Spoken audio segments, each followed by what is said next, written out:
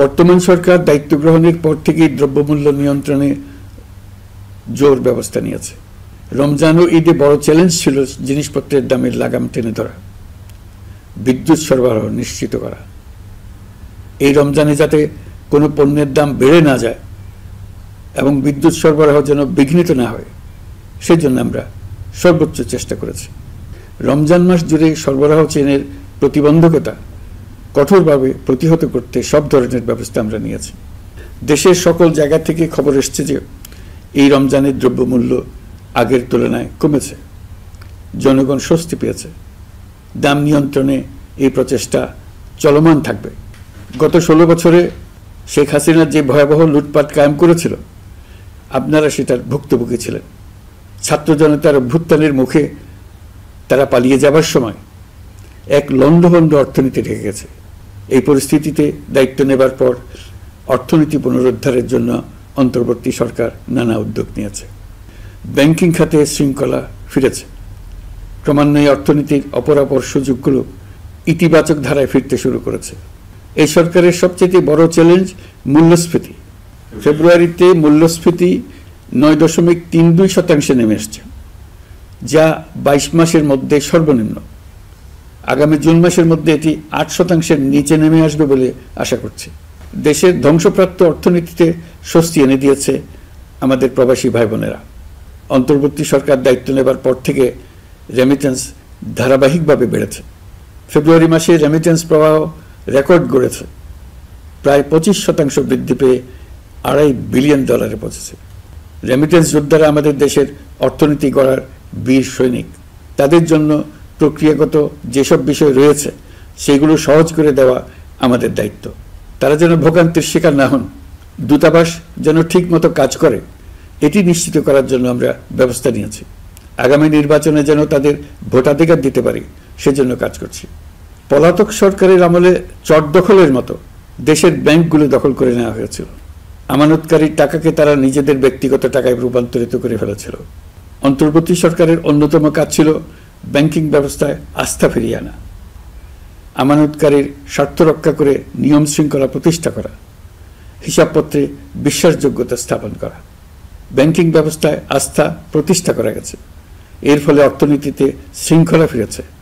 অন্তর্বর্তী সরকারের অর্জনগুলোর মধ্যে এটা ছিল খুবই গুরুত্বপূর্ণ। গত সরকারের লুটপাটের মহোৎসবে গত 15 বছরে $234 বিলিয়ন পাচার হয়েছে। এটা আমরা জানি। কত রকমভাবে পাচার হয়েছে তাও জানার বিষয়। অভিনব এক একটা পদ্ধতি ছিল। পাচারের একটা পদ্ধতি সবাইকে হতভম্ব করে দিয়েছে। এই পাচার হয়েছে বিদেশে অধ্যয়নরত সন্তানের কাছে টাকা পাঠানোর নামে। তিনি সন্তানের লেখাপড়ার জন্য এক সেমিস্টারের অর্থাৎ 3 মাসের খরচ বাবদ অফিসিয়াল ব্যাংকিং চ্যানেলে পাঠিয়েছেন $3.33 লক্ষ, অর্থাৎ প্রায় 400 কোটি টাকা। পাচারের এর চাইতে বেশি তাক লাগানো পন্থা আর কি আছে, তার কোনো সীমা আছে বলে আমার মনে হয় না। আইন, নিয়ম, নীতির জায়গায় যখন হরিলুট প্রতিষ্ঠিত হয় তখন এমন সব কিছুই সম্ভব। এই অর্থ পাচারকারীদের দ্রুত আইনের আওতায় নিয়ে আসার লক্ষ্যে ইতিমধ্যে আন্তর্জাতিক তৎপরতা জোরদার করা হয়েছে। প্রিয় দেশবাসী, অন্তর্বর্তী সরকার পৃথিবীর বিভিন্ন দেশের শীর্ষস্থানীয় বিনিয়োগকারীদের সঙ্গে নিয়মিত বৈঠক করে যাচ্ছে। তারা বাংলাদেশের বর্তমান ব্যবস্থায় বিনিয়োগের বিষয়ে খুবই আগ্রহী। আশা করছি দ্রুততম সময়ে দেশের নতুন নতুন বিদেশি বিনিয়োগ আপনারা দেখতে পাবেন। সরকার দায়িত্ব নেওয়ার পর থেকে দেশের রপ্তানি 13% বেড়েছে। জানুয়ারিতে 7% কন্টেইনার হ্যান্ডলিং বেড়েছে। বাংলাদেশ বিনিয়োগ উন্নয়ন কর্তৃপক্ষ ইতিমধ্যে লাইসেন্সিং রিকোয়ারমেন্টস, প্রত্যাবাসন আইন সহ বিনিয়োগকারীদের যে সাধারণ সমস্যাগুলো রয়েছে সেগুলো সমাধানে কাজ শুরু করেছে। বাংলাদেশ বিনিয়োগ উন্নয়ন কর্তৃপক্ষ আগামী মাসে ঢাকায় 4 দিনব্যাপী আন্তর্জাতিক বিনিয়োগ সম্মেলন করছে। বিশ্ববিখ্যাত অনেক বিনিয়োগকারী এতে অংশ নেবেন। ইতিমধ্যে DP world, Singapore PSA, AP Moller Maersk কয়েক বিলিয়ন ডলারের বিনিয়োগের প্রস্তাব করেছে। অন্তর্বর্তী সরকার দায়িত্ব গ্রহণের পর থেকেই স্বতঃস্ফূর্তভাবে পৃথিবীর সকল সরকার আমাদের প্রতি বন্ধুত্বের হাত বাড়িয়ে দিয়েছে।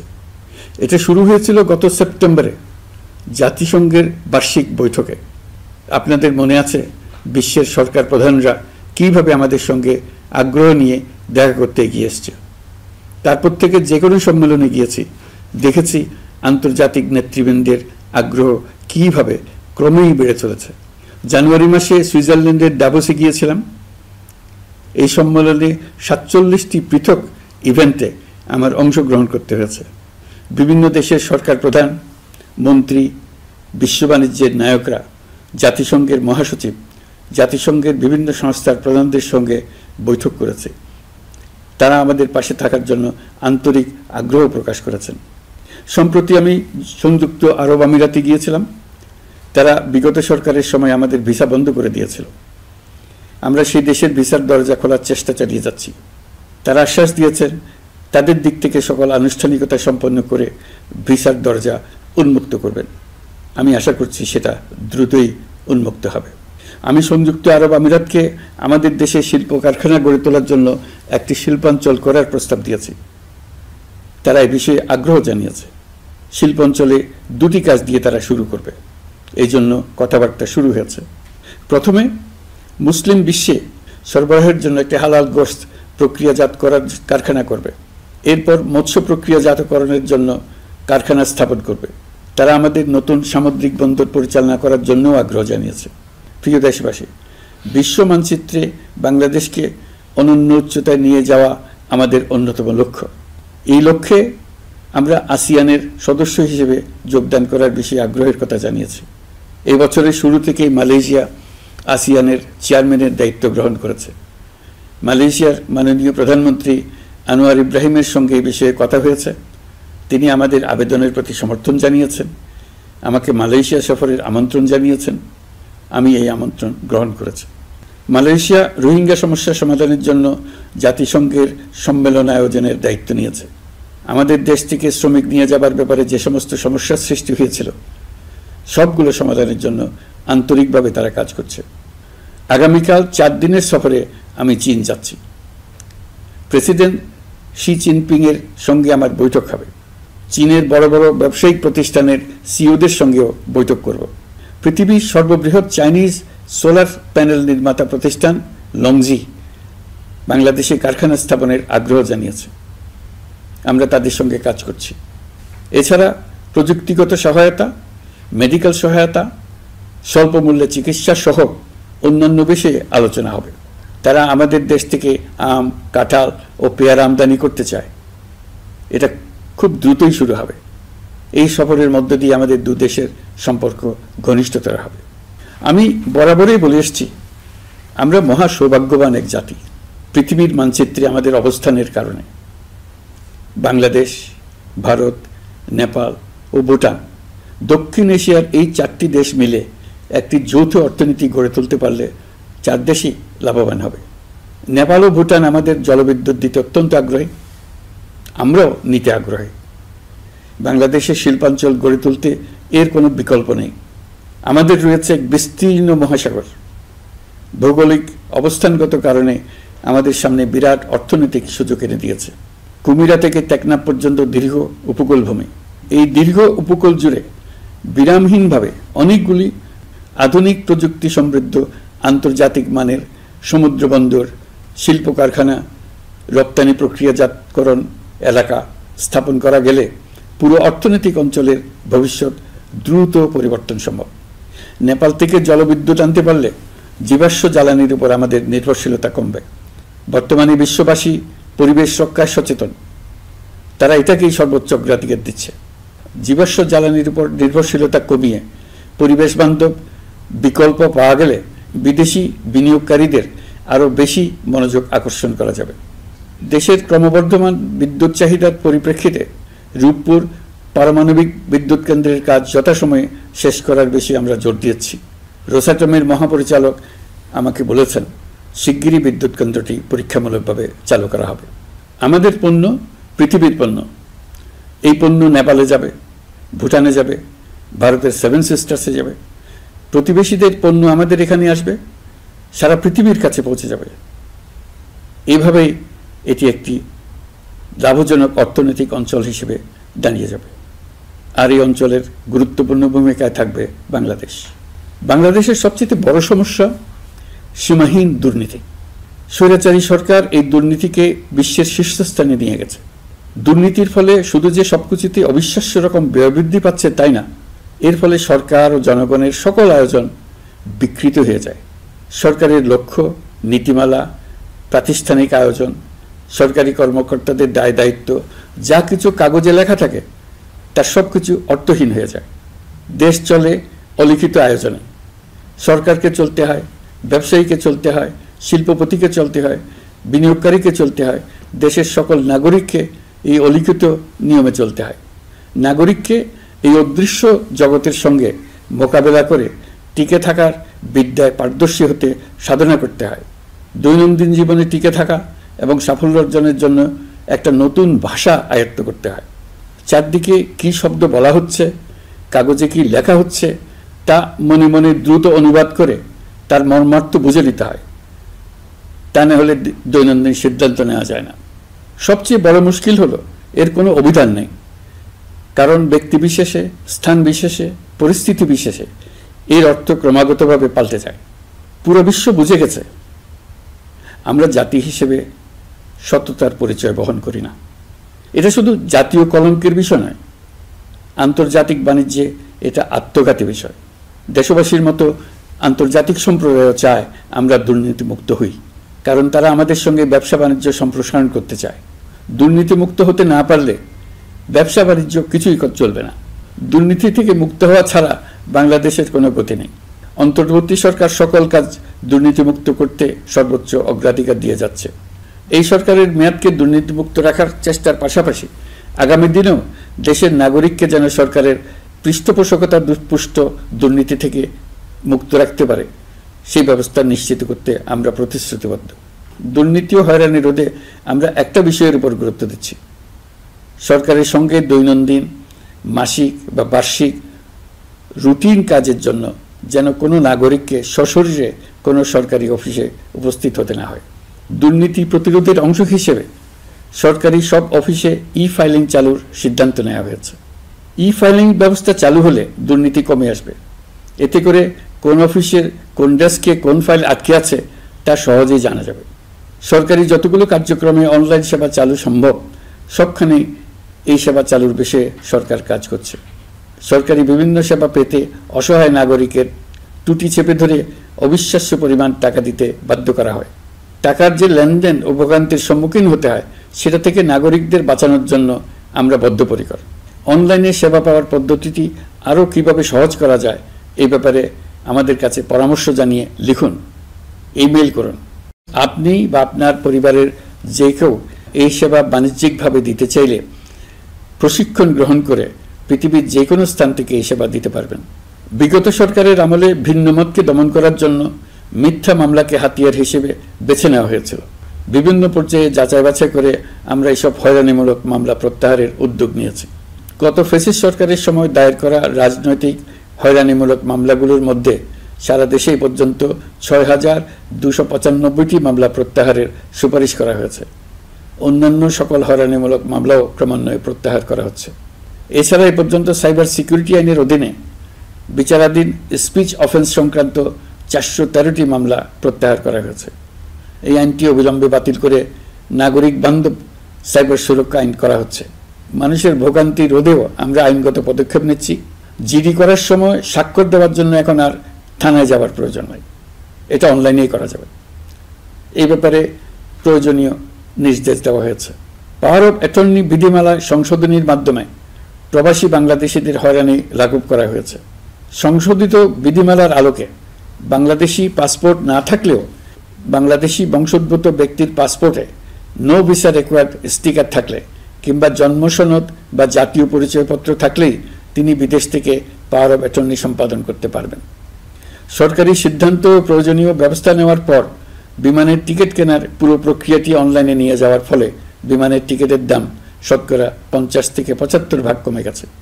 বিশেষ করে মধ্যপ্রাচ্যের প্রবাসী ভাই বোনেরা এতে করে স্বস্তি পাচ্ছেন। অন্যান্য এয়ারলাইনের টিকিটের দামও কমে গেছে। নাগরিকদের হয়রানিমুক্ত ও দুর্নীতিমুক্ত সেবা প্রদানের জন্য সরকার ভূমি সেবা ডিজিটালাইজ করার উদ্যোগ নিয়েছে।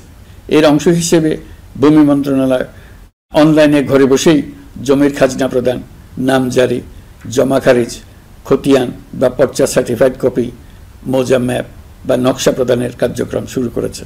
এই পদ্ধতিতে ভোগান্তি, অস্বচ্ছতা ও দুর্নীতির অবসান হবে। বর্তমানে সারা দেশে পরীক্ষামূলকভাবে এই কার্যক্রম চালু হয়েছে। এগুলোকে ক্রমান্বয়ে আরও জনবান্ধব করে স্থায়ী রূপ দেওয়া হবে। এর লক্ষ্য হবে ক্রমাগতভাবে এই সকল দায়িত্ব সরকারের হাত থেকে নিয়ে সেবাদানকারী ব্যক্তি বা প্রতিষ্ঠানের কাছে ছেড়ে দেওয়া। গ্রামের স্কুল কলেজ পাশ করা ছেলেমেয়েরা, গৃহিণীরা ঘরে বসে সারা দেশে এই সেবা দান করবে এবং অনেকে তাদের কৃতিত্বের জন্য প্রসিদ্ধ হয়ে পড়বে। তারা সারা দেশের গ্রাহকদের সেবা নিজের গ্রাম থেকেই প্রদান করবে। রাজস্ব সংস্কার কমিশনের সুপারিশ অনুসারে জাতীয় রাজস্ব বোর্ড বিলুপ্ত করার সিদ্ধান্ত নেওয়া হয়েছে। এর জায়গায় দুটি পৃথক বিভাগ করা হচ্ছে। একটি হলো নীতি প্রণয়ন বিভাগ বা জাতীয় রাজস্ব নীতি বোর্ড, অন্যটি বাস্তবায়ন বিভাগ বা জাতীয় রাজস্ব সংগ্রহ বিভাগ। এর ফলে সরকারের পছন্দের ব্যক্তিরা হাজার হাজার কোটি টাকার রাজস্ব ফাঁকি দেওয়ার আর সুযোগ পাবে না। আমি আশা করি পরবর্তীতে যারা সরকারে আসবেন তারাও এই নীতি বহাল রাখবেন। এখনকার যুগ হলো প্রযুক্তির যুগ, সৃজনশীলতার যুগ। আমাদের দেশে 17 কোটি নারী পুরুষ, তার মধ্যে তরুণরা হলো বিপুলভাবে সংখ্যাগরিষ্ঠ।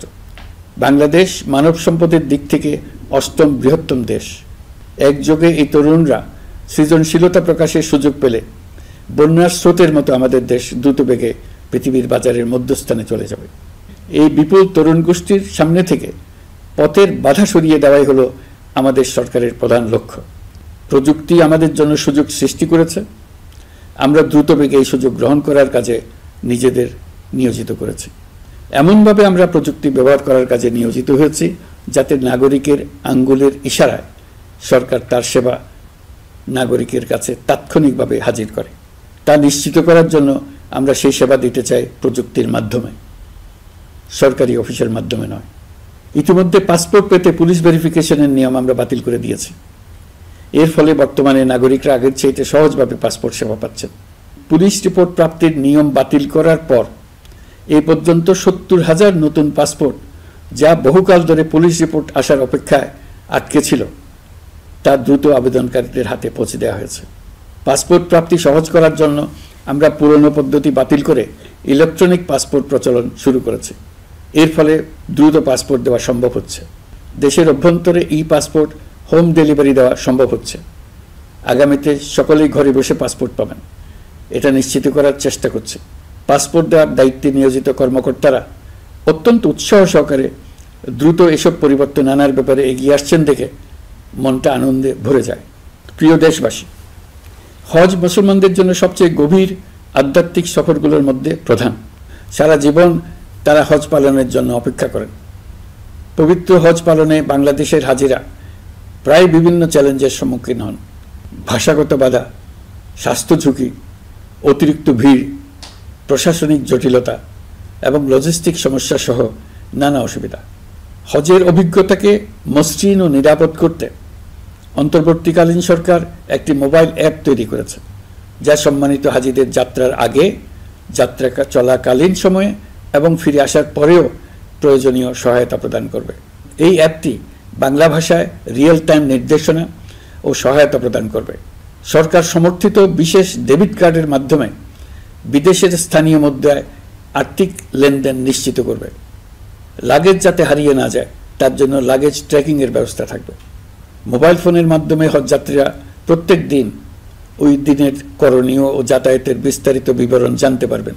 যেদিন যে দোয়া পড়তে হবে সেটা স্মরণ করিয়ে দেবে। যেসব পবিত্র স্থানে যাবেন সেসবের ছবি সহ ইতিহাস বর্ণনা করবে। হাজিদের মনে কোনো প্রশ্ন জাগলে কল সেন্টারে ফোন করে সেই প্রশ্নের উত্তর পাবেন। শরীর খারাপ লাগলে ডাক্তারের সঙ্গে যোগাযোগ করিয়ে দেবে। সম্মানিত হাজিদের কোনো পরামর্শ থাকলে সেটা পরামর্শ পৃষ্ঠায় লিখে দিতে পারবেন। ভ্রমণের দৈনন্দিন ঝামেলার জন্য হজের মূল লক্ষ্যকে পরাজিত করতে না পারে তার জন্য সকল ব্যবস্থা এতে রাখা থাকবে। প্রিয় দেশবাসী, আপনারা শুনেছেন আমি স্টারলিংকের প্রতিষ্ঠাতা এবং বিশ্বের শীর্ষ ধনকুবের স্পেস এক্স ও টেসলার মালিক এলন মাস্কের সঙ্গে ফোনে আলাপ করে বাংলাদেশে স্টারলিংকের কার্যক্রম শুরু করার আহ্বান জানিয়েছি। সে অনুসারে কোম্পানির প্রতিনিধিরা এখন বাংলাদেশে তাদের কার্যক্রম শুরুর আয়োজন করছে। তাদের সঙ্গে 3 মাসের মধ্যেই বাণিজ্যিক চুক্তি চূড়ান্ত করার কাজ চলছে। স্টারলিংকের মাধ্যমে স্বল্প মূল্যে উচ্চগতির ইন্টারনেট বাংলাদেশের ডিজিটাল জগতে একটা বিপ্লব আনবে। স্টারলিংক সেবা চালু হলে দেশের প্রতিটি গ্রাম, দ্বীপাঞ্চল, দুর্গম পাহাড়ি অঞ্চল অতি উচ্চগতির ইন্টারনেট সেবার আওতায় চলে আসবে। স্টারলিংক চালু হলে ভবিষ্যতে কোনো সরকার ইন্টারনেট সেবা বন্ধ করে মানুষকে আর তথ্যবন্দী করার কোনো সুযোগ পাবে না। বাংলাদেশের প্রতিটি অঞ্চলে বিশ্বমানের শিক্ষা, স্বাস্থ্যসেবা, অর্থনৈতিক ক্ষেত্রে সকল নাগরিকের অংশগ্রহণ নিশ্চিত করা যাবে। আমাদের নতুন প্রজন্ম দেশের যে কোনো প্রত্যন্ত অঞ্চলেই থাকুক না কেন, তারা বিশ্ব নাগরিক হয়ে গড়ে ওঠার সুযোগ পাবে। সরকার যুব উদ্যোক্তা নীতি 2025 প্রণয়ন করেছে। এর লক্ষ্য হবে সামাজিক, অর্থনৈতিক ও পরিবেশগত অগ্রগতির মূল চালক হিসেবে তরুণ তরুণীদের ক্ষমতায়ন করা। এই নীতি টেকসই উন্নয়ন লক্ষ্যমাত্রা অর্জনের উপায় হিসেবে সফল উদ্যোক্তা তৈরিতে সহায়ক হবে। সামাজিক ও অর্থনৈতিক ক্ষেত্রে তরুণ উদ্যোক্তাদের অবদানকে স্বীকৃতি দেওয়া হবে। প্রিয় দেশবাসী, জাতিসংঘের মহাসচিব অ্যান্তনিও গুতেরেস কয়েকদিন আগে বাংলাদেশ সফর করেছেন। তাকে সঙ্গে নিয়ে আমি কক্সবাজারে রোহিঙ্গা ক্যাম্পগুলোতে গিয়েছি। ক্যাম্পে অবস্থানরত 1 লাখ রোহিঙ্গা শিশু, কিশোর, নারী, পুরুষ সবার সঙ্গে একসঙ্গে ইফতার করেছে। আমাদের প্রস্তাবে সম্মতি জানিয়ে আগামী সেপ্টেম্বর মাসে জাতিসংঘের সাধারণ অধিবেশনে রোহিঙ্গা সংকট নিয়ে একটি পৃথক অধিবেশন আয়োজন করার প্রস্তুতি নিচ্ছে। মালয়েশিয়া ও ফিনল্যান্ড যৌথভাবে এই সম্মেলনের আয়োজক হতে এগিয়ে এসছে। এর পাশাপাশি অস্ট্রেলিয়ার সাবেক ভারপ্রাপ্ত প্রধানমন্ত্রী জুলি বিশপকে আমি এই গুরুত্বপূর্ণ সভায় মুখ্য ভূমিকা পালনের জন্য আহ্বান জানিয়েছি। তিনি আমার প্রস্তাব গ্রহণ করেছেন। জাতিসংঘের মহাসচিব বাংলাদেশ সফরে এসে জাতীয় ঐকমত্য কমিশনের সদস্য, রাজনৈতিক দলের নেতৃবৃন্দ ও তরুণদের সঙ্গে পৃথক পৃথকভাবে বৈঠক করেছেন। বৈঠকে সবাই জাতিসংঘের মহাসচিবকে নতুন বাংলাদেশ গঠনের স্বপ্নের কথা জানিয়েছেন। আপনারা জানেন, পতিত স্বৈরাচারের নিপীড়নের বর্ণনা উঠে এসছে জাতিসংঘের মানবাধিকার বিষয়ক হাই কমিশনারের কার্যালয়ের রিপোর্টে। গত জুলাই-আগস্ট মাসে বাংলাদেশের ছাত্র, শ্রমিক জনতার উপর শেখ হাসিনা সরকার ও আওয়ামী লীগ যে দমন, পীড়ন ও হত্যাকাণ্ড চালিয়েছে, এর পুঙ্খানুপুঙ্খ তদন্ত করে বিস্তারিত রিপোর্ট প্রকাশ করেছে তারা। এই রিপোর্টে স্পষ্টভাবে উঠে এসছে যে শেখ হাসিনা নিজেই নিরাপত্তা বাহিনীর কর্মকর্তাদের নির্দেশ দিয়েছিলেন বিক্ষোভকারীদের হত্যা করতে। বিগত সরকার, আওয়ামী লীগ ও আওয়ামী লীগের সহযোগী গোষ্ঠী ও সংগঠন একত্রিত হয়ে পরিকল্পিতভাবেই গুরুতর মানবাধিকার লঙ্ঘনে জড়িত ছিল। মানবাধিকার বিষয়ক হাইকমিশনারের রিপোর্টে বলা হয়েছে, বিক্ষোভ চলাকালে প্রায় 1400 জন নিহত হয়েছেন, যার মধ্যে প্রায় 13% শিশু। বিক্ষোভের সম্মুখ সারিতে থাকার কারণে আমাদের জুলাই কন্যারা নিরাপত্তা বাহিনী ও আওয়ামী লীগের সমর্থকদের দ্বারা আক্রান্ত হয়েছে, এমনকি যৌন নির্যাতনের শিকার হয়েছে। জাতিসংঘের রিপোর্ট পড়ে সবার গায়ের লোম দাঁড়িয়ে গেছে। কি ভয়াবহতা! কিভাবে একজন প্রধানমন্ত্রী নিজ দেশে নিরস্ত্র মানুষকে হত্যার পর লাশ লুকিয়ে ফেলার নির্দেশ দিতে পারে? ক্ষমতা আঁকড়ে রাখার জন্য তিনি পৃথিবীর সকল নিষ্ঠুরতা ছাড়িয়ে গেছেন। এটাই জাতিসংঘের প্রতিবেদনে উঠে এসছে। মানবাধিকার বিষয়ক হাইকমিশনার কার্যালয়ের এই রিপোর্টকে আমরা স্বাগত জানাচ্ছি। প্রতিবেদনে যে সুপারিশ করা হয়েছে, অন্তর্বর্তী সরকার সেই সুপারিশগুলো গুরুত্বের সঙ্গে বিবেচনা করছে। আপনাদেরকে আশ্বস্ত করে বলতে চাই, যারা গণহত্যায় জড়িত ছিল, যারা নির্বিচারে মানুষ হত্যা করেছে, যারা ইতিমধ্যে হত্যাকারী হিসেবে বিশ্বের কাছে স্বীকৃত, তাদের বিচার এ দেশের মাটিতে হবেই। প্রিয় দেশবাসী, আপনারা জানেন, অন্তর্বর্তী সরকার দায়িত্ব নেবার পর থেকেই গণমাধ্যম ও সোশ্যাল মিডিয়ায় গুজবের জন্য এক মহোৎসব চলছে। দেশকে অস্থিতিশীল করার জন্য একের পর এক মিথ্যা তথ্য ছড়িয়ে দিয়ে জনগণকে বিভ্রান্ত করার চেষ্টা চলছে। অভিনব সব প্রক্রিয়ায় গুজব ছড়ানো হচ্ছে। এক ছবির সঙ্গে অন্য ছবি জুড়ে দেওয়া হচ্ছে, ঘটনা একটা, ছবি আরেকটা। এরকম ফটোকার্ড বানিয়ে অন্য দেশের ঘটনাকে এ দেশের ঘটনা হিসেবে চালিয়ে দিয়ে সোশ্যাল মিডিয়ায় তোলপাড় করে ফেলছে। যতই নির্বাচন কাছে আসবে, এর রূপ আরো ভয়ঙ্কর হতে থাকবে। কারা এর পেছনে আছে, কেন আছে, তা আপনাদের সবারই জানা আছে। আমরা এই গুজব ও মিথ্যা তথ্যের প্রচারণা রোধ করতে জাতিসংঘের সহযোগিতা চেয়েছে। জাতিসংঘের মহাসচিব এর মোকাবেলায় আমাদের সহযোগিতা করবেন বলে আশ্বাস দিয়ে গেছেন। দেশবাসীকে আমি স্মরণ করিয়ে দিতে চাই যে জুলাই অভ্যুত্থানের প্রথম পর্ব সফলভাবে সমাপ্ত হয়েছে। প্রথম পর্বের সমাপ্তির মধ্য দিয়ে অভ্যুত্থানের দ্বিতীয় পর্ব শুরু হলো। সবসময় মনে রাখতে হবে, আমরা কিন্তু যুদ্ধাবস্থায় আছি। গুজব হলো এই জুলাই অভ্যুত্থানের বিরুদ্ধে পরাজিত শক্তির মস্ত বড় হাতিয়ার। গুজব দেখলেই গুজবের সূত্রের সন্ধান করতে থাকবেন, গুজবকে অবহেলা করবেন না। বহু অভিজ্ঞ সমর বিশারদ এই গুজবের পেছনে দিনরাত কাজ করছে। সীমাহীন অর্থ এর পেছনে নিয়োজিত আছে। এর মূল লক্ষ্য জুলাই অভ্যুত্থানকে ব্যর্থ করা। আমরা তাকে ব্যর্থ হতে দেব না। আমাদের সামগ্রিক ঐক্য পলাতক শক্তির গায়ে জ্বালা ধরিয়ে দিচ্ছে। তারা এই ঐক্য ভাঙতে চায়। তাদের অভিনব কৌশল আপনি টেরই পাবেন না।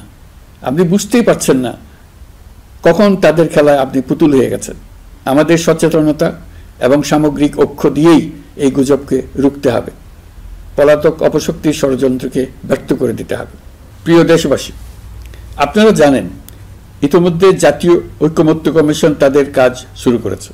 6টি সংস্কার কমিশনের 166টি সুপারিশ ও পূর্ণাঙ্গ প্রতিবেদন সহ 38টি রাজনৈতিক দলের কাছে চিঠি দেওয়া হয়েছে। ইতিমধ্যে রাজনৈতিক দলগুলোর সঙ্গে বৈঠক শুরু হয়েছে। দেশের রাজনৈতিক দলগুলো খুবই ইতিবাচকভাবে সংস্কার কাজে সাড়া দিয়েছেন। তাদের মতামত তুলে ধরছেন। কোন রাজনৈতিক দল কোন কোন সংস্কার প্রস্তাবে একমত হয়েছেন, কোনটিতে দ্বিমত হয়েছেন, সেসব তারা জানাচ্ছেন। এটা আমাদের জাতির জন্য অত্যন্ত সুখকর বিষয় যে প্রতিটি রাজনৈতিক দল সংস্কারের পক্ষে মত দিচ্ছেন। ঐকমত্য কমিশনের মাধ্যমে সকল রাজনৈতিক দলের মতামত নেওয়ার কাজ এখন চলমান আছে। কমিশনের লক্ষ্য যে সকল বিষয়ে রাজনৈতিক দলগুলো একমত হবেন সেগুলো চিহ্নিত করা এবং তার একটা তালিকা প্রস্তুত করা। যে সকল দল এতে একমত হয়েছেন তাদের স্বাক্ষর নেওয়া। এই তালিকাটাই হবে জুলাই চার্টার বা জুলাই সনদ। আমাদের দায়িত্ব জাতির সামনে পুরো প্রক্রিয়াটা স্বচ্ছভাবে তুলে ধরা এবং প্রক্রিয়া শেষে নির্বাচনের আয়োজন করা। নির্বাচনের ব্যাপারে আমি আগেও বলেছি, আবারও বলছি, এবছর ডিসেম্বর থেকে আগামী বছরের জুনের মধ্যে নির্বাচন হবে।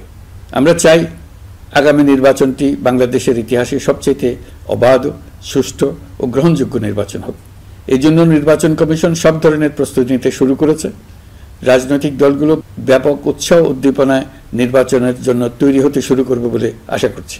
প্রিয় নাগরিকবৃন্দ, আমাদের দেশের নারীরা দীর্ঘ আন্দোলনের মাধ্যমে বহু বছর ধরে অনেক বাধা পেরিয়ে একটু একটু করে সামনে এগিয়ে যাচ্ছে। স্বাধীনতার 54 বছর পরেও এদেশের নারীরা অর্থনৈতিক, রাজনৈতিক, সামাজিক বৈষম্যের শিকার। বাংলাদেশের ইতিহাসে এখন পর্যন্ত যত আন্দোলন সংগ্রাম হয়েছে তার মধ্যে জুলাই গণ অভ্যুত্থানে নারীদের অংশগ্রহণ ছিল সবচেয়ে বেশি। গণ অভ্যুত্থানে নারীরা দুঃসাহসিক ভূমিকা রেখেছে। পুরনোকে দূরে ঠেলে দিয়ে নতুনের ভিত্তি স্থাপনের প্রতিজ্ঞা নিয়েছে। তারা ব্যাপক সংস্কারের কথা বলেছে। সর্বত্র নারীদের ভূমিকা আরও জোরালো করার কথা বলেছে। আমি মনে করি জুলাই গণ অভ্যুত্থান বাংলাদেশের প্রেক্ষিত বদলে দিয়েছে। জুলাইয়ের পর নারীদের অবস্থান ইতিবাচকভাবে পরিবর্তন হবে, সেটাই আমরা চাই। আমরা বাংলাদেশ নিয়ে নতুন করে ভাবতে চাই। আর এই নতুন ভাবনায় নারীদের অবস্থান উচ্চতম পর্যায়ে অগ্রাধিকার পাক, সেটাই আমরা চাই। পরিবারের সকল সদস্য, পাড়া প্রতিবেশী, ধর্মীয় প্রতিষ্ঠান, স্কুল, আপনারা আপনাদের নিজ নিজ অবস্থান থেকে ছেলে শিশু ও মেয়ে শিশুর মধ্যে যেন কোনো বৈষম্য সৃষ্টি না হয় তা নিশ্চিত করুন। আসুন নতুন বাংলাদেশে সবাই মিলে শিশুদের জন্য সুস্থ পরিবেশ নিশ্চিত করি। জুলাই গণ অভ্যুত্থানে অংশ নেওয়া নারীরা তাদের অধিকার প্রতিষ্ঠার ব্যাপারে দৃঢ় প্রতিজ্ঞ। দেশে বিরাজমান বৈষম্যগুলো চিহ্নিত করে নারীর প্রতি সহিংসতা প্রতিরোধ ও বৈষম্য নিরসনে আমাদের প্রত্যেককে একসঙ্গে কাজ করতে হবে।